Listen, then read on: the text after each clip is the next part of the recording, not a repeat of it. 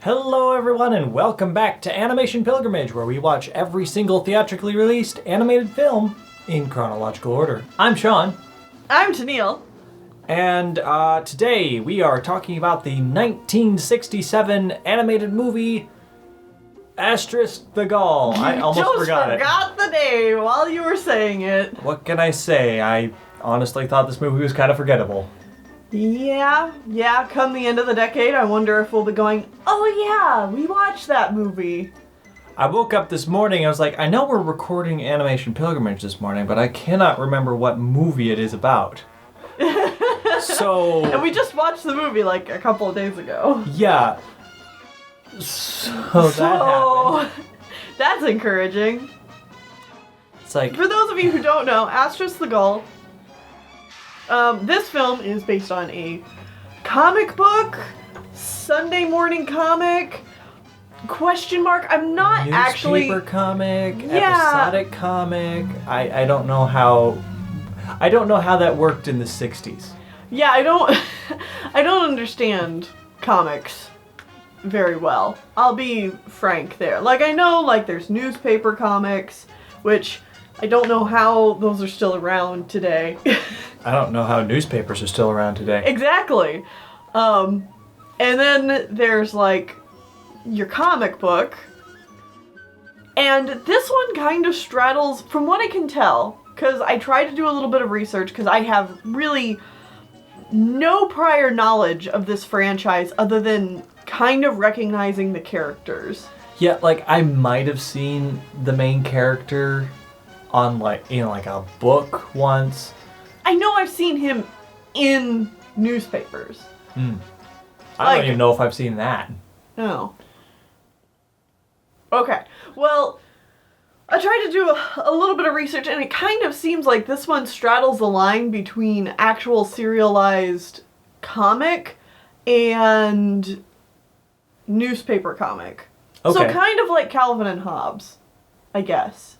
Because Calvin and Hobbes, while it didn't have like a progression, it did have like volumes, you know? Yeah, I mean, most newspaper comics do that. Like, you can buy collections, and then they usually do, like, at least for Calvin and Hobbes, I know they do, like, a special extra comic or two for the new book type of thing. Okay. Yeah, I guess that's true. Mm-hmm. It's just a collection of the serialization. Yeah. Heck, even webcomics do that. Yeah. Any comics do that. I don't read a lot of comics, so I'm And we're not talking about, like, superhero comics or anything like that. I just mean, yeah, comics in general. Mm-hmm. I don't read a whole lot, or am very up to date with any of the terms or lingo surrounding comic books, which is kind of weird because animation and comics have a long side-by-side history with each other. Yep. A lot of original comic illustrators turned to animation to when animation was becoming a thing, and then, like, did both. Vice versa. But I'm very much just an animation junkie, and I don't know a whole lot about comics as a result. It's like, most of what I know about comics is just from, like, passively ingesting them. I mean, there are a few, like, webcomics that I keep up with. Same. But, like, I can count those on one hand. But and even then, it's like I tend to not read them for a really long time and then binge them after they've made several updates, and then not read them again for a really long time, and then binge it all. And oh no, I'm pretty on top of 2. Keeping up with some of them. 3, 4. Yeah, I think it's about 4 that I read, and I do keep up with them because most of them are weekly. There's one that actually updates 3 times a week. Holy cow. Yeah, Monday, Wednesday, and Friday. But yeah, I keep up with all those comics.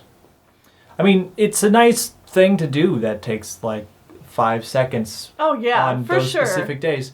And they always bring joy to me. Well, and I think that's why I don't think to check it all the time. It's because I'm just like, oh, well, I'll just catch up on a whole bunch at once instead of placing that throughout time. Anyway, let's talk about Asterix the Gaul. Yeah, I guess, but on another little side note, I was like, oh shoot, I haven't checked my comic for today. Well, you can do that after the episode. Okay. Asterix the Gaul is about Asterix the Gaul, who's a little man from... A little Gaul. A little Gaul, which is a group of people that lived in Europe. Mostly France. France? Okay. They lived in France. I wasn't sure where. And they were beset upon by Romans, because that's the time period. And the comic is them resisting Roman rule. But like it's a jokey comic. Yeah, it's not serious. Although it would be like, I'm not one who is all for this trend of making things that were never intended to be serious. I think it's kind of lame. But this is one case where I'm kind of like, this would kind of be an interesting thing to see taken at least somewhat more seriously.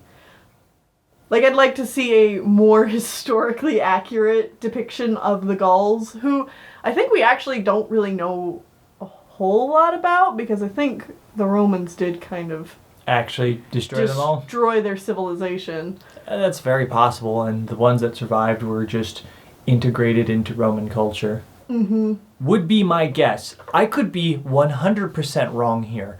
I really don't know much about this. To reiterate, for anyone that hasn't been watching every single Animation Pilgrimage, Tennille and I's world history is shit, because our schooling was horrible, because we grew up in America where we don't cover anything past the Civil War of America, and that's it.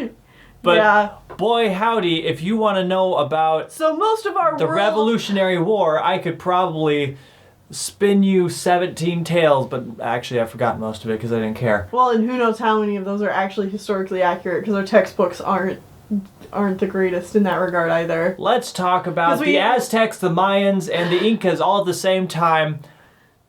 Anyway, that's neither here nor there. The thing is our world history. Paragraph. Sean, the thing is that our world history mostly comes from our own curiosity about things, and less from any type of schooling that America has given us. So our knowledge of the Gauls is pretty slim. My knowledge of the Gauls is this. Well, that's sad. Yes. Yes, it is. Also, I think that one Xbox One game that released where you play as Romans, maybe, is like called Legion, I think. I don't know what you're talking about. I don't know. I watched some people play it, and they were fighting off random savages.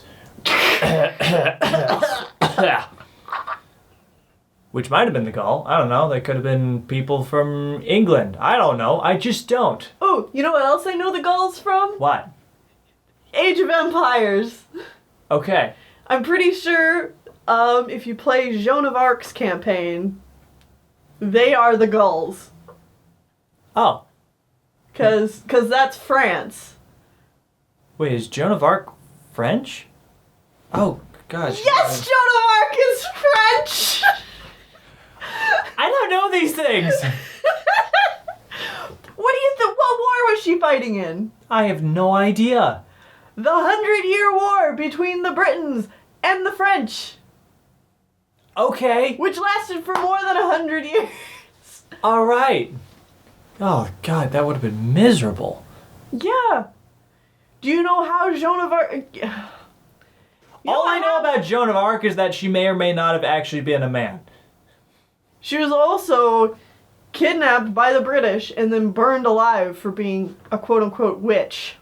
Yeah, I did know that too. Okay. But, like, that's all I know about Joan of Arc. But I didn't know that it was the British that captured. I had no idea what side she was fighting on. I remember always hearing the rumor that she may have been a man, and I'm just like, but then why would she pretend to be a girl? Like, wouldn't that, like, just make things unnecessarily difficult? Maybe she was trans. I mean, maybe. And, like, this is just a really early, like, empowerment thing? I don't know. I don't know. Who knows? Either way, well, maybe, that's a like, whole other can of worms. But, man, we're just talking about this instead of this movie because I didn't... There's not a whole lot to this movie. So, apparently, if you have watched this film and you're very familiar with the Asterix the Gaul comics, you'll notice that this is the first volume of the comic book just retold for screen. Which I was kind of surprised when I researched that and found that out, because I was like, oh, I thought this movie was just kind of like its own little thing, like its own little story arc. Okay. But apparently not. So I'm wondering, like, how much is taken directly from the comic? If you're someone who is Very really aware of this. Yeah, really into these comics, or you know more of the history behind them, let us know, like, how many beats this film actually takes from the comics itself, because I'd be interested in knowing. I could see it being pretty much everything. Or nearly everything, because quite a bit of what's showing up in this comic this movie feels like it's From a comic book. A comic book joke. Well, yeah, and my original thought while watching it was because the creators were also making the movie. Mm-hmm. So they were just writing what they knew. Mm-hmm. And that's not the case. The creators of the comic didn't actually work on this film at all. Huh. The first time they even saw it, allegedly, was 2 months before it was put in theaters, and they did not like it. Oh. Did they sign off on this movie? Well, I don't know that they had to. The publisher of the comic did. Oh, it's all about who's holding the rights. Uh-huh. Okay. Yeah. I see how it is. So one source says that they that I found said that they didn't see anything about this movie or even know about this movie until like 2 months beforehand. Whereas another source just kind of said that like they didn't have any creative involvement until they saw the film. All right. Which, by the way, this comic was started in 1959 and was a co-collaborative effort between writer René Goscinny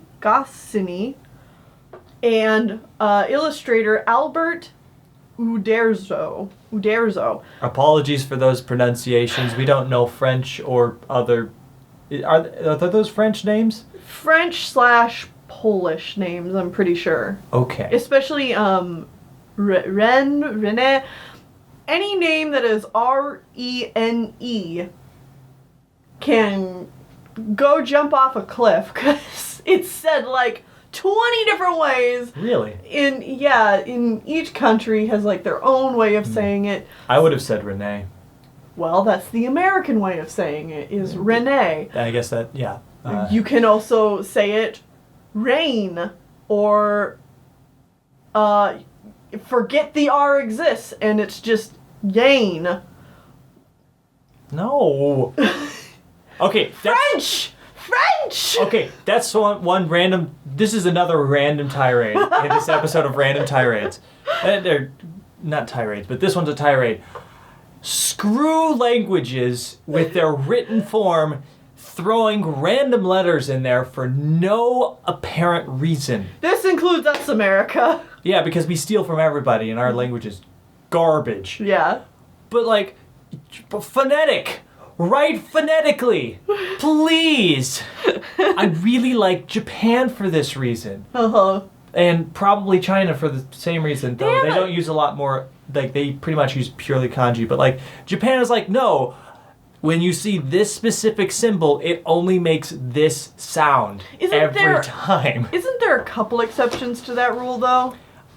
Very rarely. Yeah, they're Like, extremely there's, rare. like, 1 or 2 sounds, like, symboled sounds, that could change, but that's only if there's another symbol right next to it that indicates the change. This change, okay. Which most of those came about, I could be wrong. Mm-hmm. But I did actually study a bit of Japanese. In college. But if I'm remembering correctly, or extrapolating correctly, I believe those changes were made after they started, like, interacting with other languages, and they needed a couple of new sounds introduced into the language. When they stopped being so isolationist? Yes. Okay. But I could be wrong, mm-hmm. as usual. If anyone knows more about Japanese, let me know. If you have any idea what I'm talking about. Mm-hmm. Yeah. Okay, so should we get into the comic, or do you still have more? Like, you actually wrote out notes for this one. I did. Mostly because I needed to keep my thoughts straight, and especially with the names of the artists and stuff. I wanted to be sure to name them, but, like, I needed to write it down. Fair. Because I couldn't remember them off the top of my head. The other interesting thing about this movie is that this was actually brought over to America or at least translated into English before the comic was. So this is like people's introduction to the comic. Yeah. And so some of the names of the characters aren't correct. Because when they actually brought the comic over, they gave them more appropriate American names. Oh. Yeah. So wait, I guess this is one question. I don't know if you know this. Uh-huh. The version we watched had English audio. Was that the original version? I don't think so. Or was this like a dubbed version? I think it's dubbed. Okay. I just wasn't sure because I know sometimes with European films, they actually make it in English. Because it's the quote-unquote most common language? No, But I just don't know. In fact, the article, I was just looking at Wikipedia on this. The Wikipedia article says that, like, on IMDb, the only people credited in the English voice cast are Obelisk and Asterix.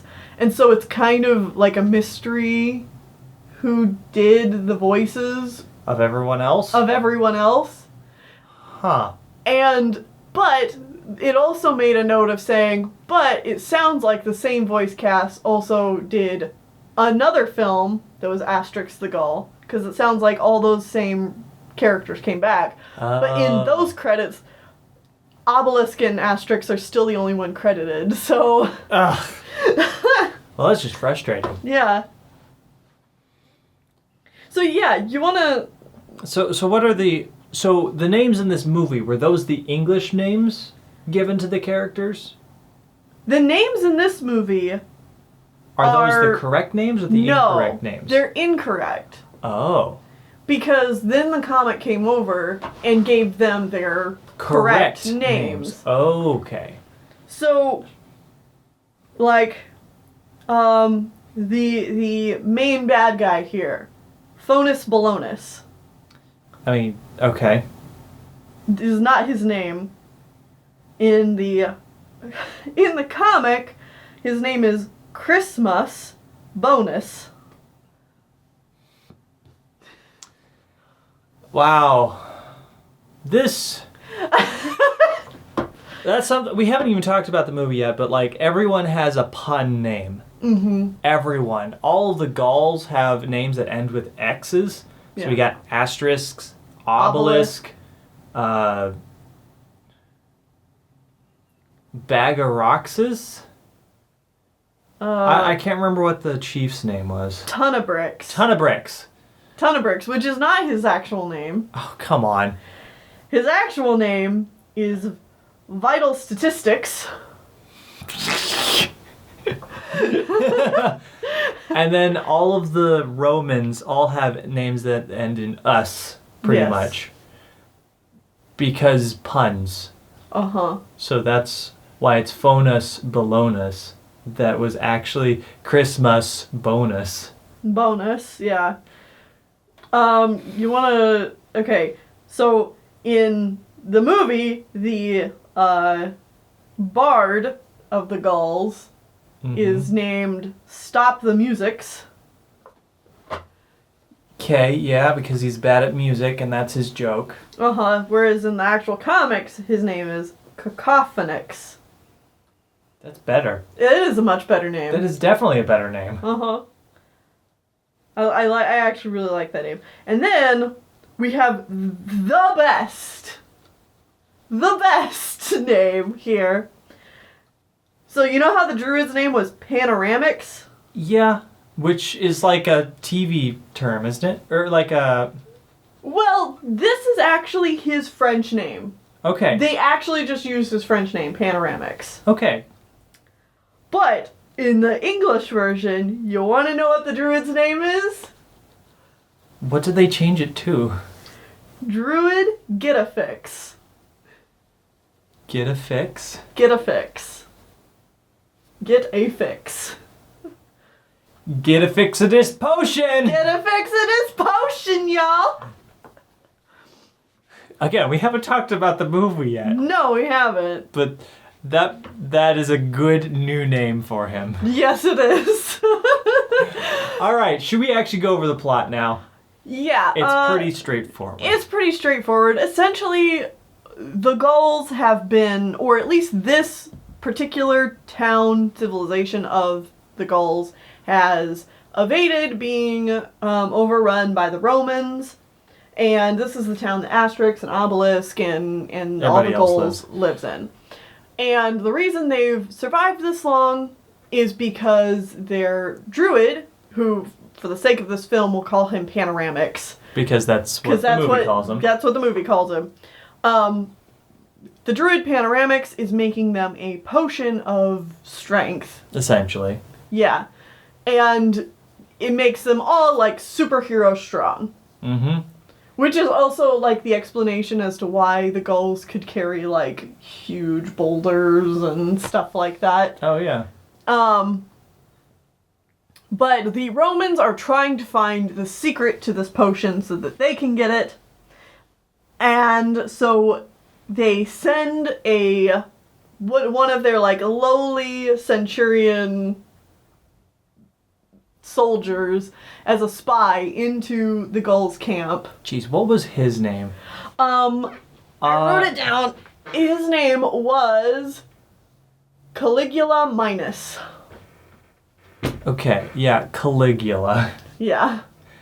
Correct me if I'm wrong, but Caligula was another, like, infamous leader of the Romans, right? Yes? Question mark? I believe so. Which is why his name is Caligula. Minus. Yeah. But when he pretends to be a Gaul, he's like Caligula-ix or something. Caligulix, yeah. He just puts the X on the end of his name, and they're like, oh yeah, we believe you now. Seems legit. Mm-hmm. So he sneaks in and finds the secret of the potion, and goes back and tells the dude, and then they... Well, finds out that a druid's making them a potion. Yeah. And after testing it out himself, he's like, this is good stuff. I need to let everybody know. I need to get a fix of this. Get a fix, yeah. Yeah. But it only lasts for like a few hours. It's kind of vague how long it lasts. Like, a day or something. I don't know. But either way, the Romans capture Panoramix pretty easily. And they try tickling him to get the information, but he doesn't tell them. Asterix goes to the camp to set him free, but instead of setting him free, he decides to surrender so that they could just sit there and play jokes on the Romans for half the movie. Mm-hmm. And then eventually Caesar shows up and is like, what the heck are you guys doing? You're doing a horrible job. You're done. You're done. You're and done. Asterix also lets Caesar know, is like, hey, this guy, or your lieutenant was actually gonna steal our potion and then use it against you to try and become emperor. Mm-hmm. Or try to become Caesar. Mm-hmm. And Caesar's like, haha, I'll have none of that. And then he sends bonus to, or Christmas bonus to... Whatever you want to call them. To Mongolia. Yep.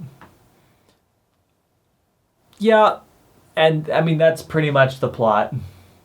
Yeah. There's a lot of random hijinks and jokes in here that are all very comic book jokes. Yeah. They're like, I just gotta say, the Romans really don't have to wage war on the Gauls. All they have to do is wait for their population to naturally die off, because there is not a single goddamn woman in the Gaul village.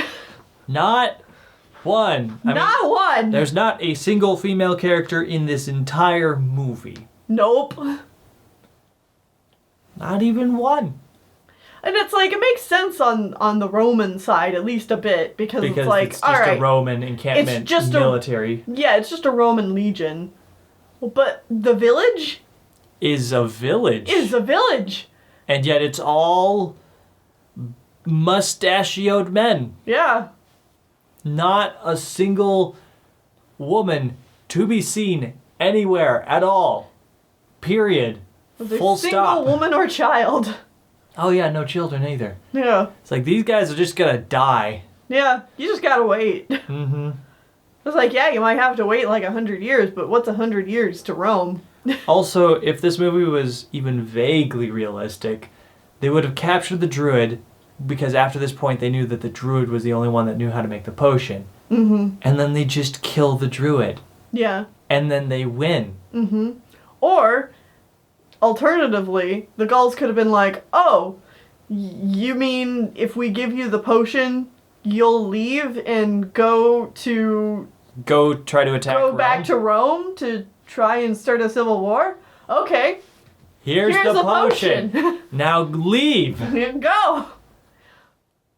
But no, instead they just make a fake potion that makes their hair constantly grow. Mm-hmm. Oh, this is a weird, random, kind of pedantic thing. Uh-huh. But whenever there's a hair growing tonic or anything like that in any form of fiction, mm-hmm. all it ever does is the hair on the top of your head and men's facial beards and mustaches. Mm-hmm. Does it always bug you? Yeah, because humans have hair all over their body. Everywhere. Most of it is fairly invisible, but like, you got eyebrows, you got hair on the back, on your backs and your arms and your legs and your nether regions and like all over your body. Mm-hmm. You should just be a hairy monster if your hair is growing uncontrollably. Right. Yeah, but again, that's just like, that has nothing against this movie. It's just like another random weird, another weird tirade. To add to the pile. Yeah, that is a weird omission of the hair growing tonic. Like, especially this one where it's seems to be supposedly all of your hair. And like, they never do eyebrows. Mm-hmm. Never eyebrows. But that'd be so easy. Right. Like, even if you wanted to not do other hair, it's just like, alright, but like, come on. But like, why? I want to see bushy eyebrows. What if it was a hair growing tonic just for your eyebrows? Yeah. You're like, yeah, that sounds good. I like that. Just turn into the dad in the Cloudy with a Chance of Meatballs movie. Yes! I love that man's unibrow. It is so good. Uh-huh. Oh, man. Okay. Back to this movie, though. Actually talking about it, I keep saying it's very forgettable because I feel like it is. But that's not because it's bad. But it's not because it's really good either. It's just kind of like a, haha, that was funny. And then like you forget about it instantaneously. It is a light palate, non-offensive it just kind of exists, and then it's done, and then you move on with your life. Yeah, if someone... Like a Sunday comic. Yeah. Yeah, if someone were down in the or down in the comments and tell us, like, oh, I loved watching this movie as a kid, I'd believe you. Like... Oh, yeah. If I was a kid, legit. I'd probably enjoy this quite a bit more, because, like, I remember reading way too many Garfield comics as a kid. Oh, yeah. And if I were to go back and read those now, I'm just like, oh, geez, This is mind-numbing. These are mind-numbing. Honestly, I've been getting a hankering to go back and reread Calvin and Hobbes, because I was probably too young to get a lot of the jokes in that, because that is definitely a more intelligent joke style of comic. So I honestly want to go back and read those, because I'm sure I'll get a lot more of the jokes this time around. Yeah. But Garfield, and as far as I can tell, Asterix, nah, they're very... Comedy light. They're very easy and palatable comics to get into and read. Which is not a slam against them. No. It's just that's what they are. Yeah. It's like, this is what they are, this is what they were intending to be, and that's what they will do. Mm-hmm. And I will say, when I was actually, like, looking up the comic itself, the illustrations are fantastic. Yeah. And it sounds like this entire comic was done in color. Holy crap. Yeah. And I don't know, I was just really impressed with the illustration work for the comics itself. And the character design is fantastic as well. Okay. So I can understand wanting to make this a movie. I'll be more interested to see... future renditions of this? Yeah, future takes on this property. Because there are future Asterix the Gaul movies, right? Yeah, I'm pretty sure. And I know some people in our comment section are actually really passionate about Asterix, and so I'll let you guys just go at it in the comments, and you can probably find a lot more fun history down there than necessarily here in this episode, because you've got people way more passionate about it than me. And know quite a bit more about it. Down below. You guys were really excited for us to get to this episode. Yeah, I was just looking at the comment sections of the last couple of movies. You're like, Asterix the Gaul is coming! Yeah. And I'm like, okay, I hope I don't hate this movie, because then I feel real bad. And I didn't. It was just kind of like, alright. It existed, it passed through my body, and left me with no positive or negative feelings either way. Yeah, and I think that was essentially what one commenter was saying, is they were like, oh great, the boring one. It's like, that's gonna be your first experience. I'm like, oh, yeah. It's like... They weren't wrong. It's like a vaguely sugared cookie. It's like, this is not offensive to my body, but like, I'm not gonna remember it. A sugar cookie that doesn't have enough sugar in it. Yeah, it's just kind of like oh, I guess I ate that, and I mean, it was vaguely sweet, so... That's good, I guess, but like... I can't make a meal out of this. Yeah, it existed, and I'm done. Alright. Well, I think that's going to be it for this episode. So join us in the next one, where we are talking about the movie... Where we go to the United Kingdom and watch the Halis and Bachelor Riddigor. Ruttiger? Ruddigor. I have no idea... What is this? I mean... If I'm remembering correctly, Halis and Bachelor were the ones who created Animal Farm. Oh, were they? I think that was the team that created Animal Farm. Well, we'll find out what the hecky this movie even is. Yeah! See you guys then. Bye-bye!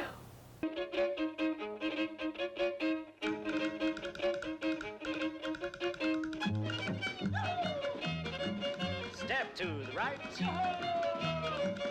And step to the left.